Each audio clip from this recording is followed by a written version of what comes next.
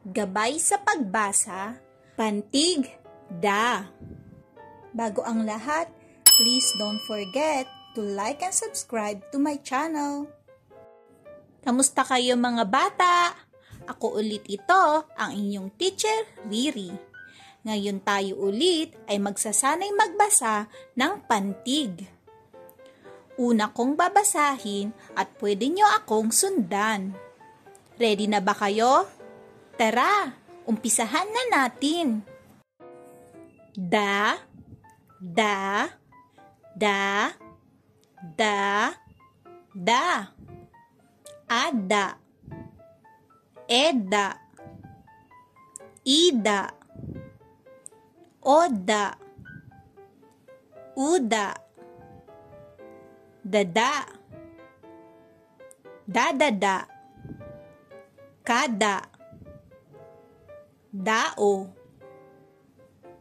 si, may, ay, ang, nang, si ada, si eda, si ida, si oda, si uda. Ngayon naman, babasahin natin ang mga pangungusap na may pantig. Si ada ay babae. Si ada ay babae. Si eda ay bababa. Si eda ay bababa. Si ida ay ibababa. Si ida ay ibababa. Si oda ay dadada. Si oda ay dadada.